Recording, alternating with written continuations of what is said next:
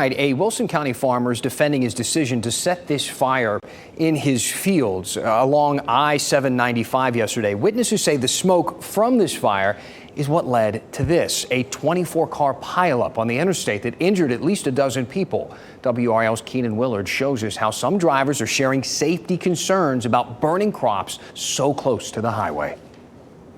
Off in the distance, you can see I-795 is moving normally once again today. Really, the only reminder of yesterday's pileup is here. These acres of farmland burnt to a crisp, blinding drivers on the road. Today, some of those drivers have questions about whether this could have been prevented.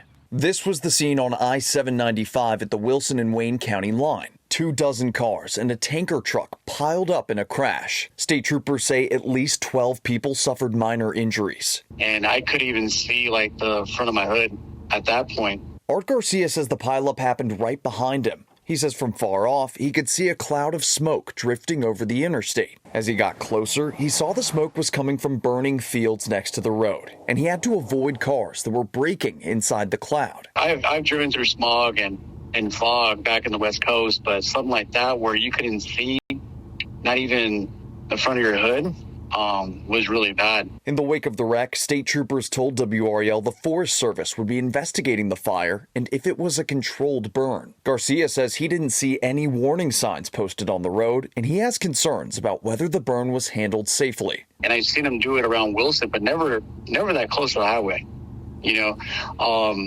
And obviously not a lot of people are prepared for that. WRL took those concerns to Brooks Barnes, the farmer who burned the fields by 795 yesterday. Barnes says it's a common practice in eastern North Carolina. He showed us an open burn permit for the Crossroads Fire District that he received to set fire to the fields yesterday. Barnes says he believes the blame for the wreck should fall on drivers who braked too quickly, saying, "I hate that it happened, but I don't believe I'm responsible." Keenan Willard, WRL News, Wilson County. We did have some more questions. We reached out to state troopers. We wanted to ask if Barnes will face any liability here for that wreck, or if the Canadian wildfires could have also contributed to the visibility issues of those drivers.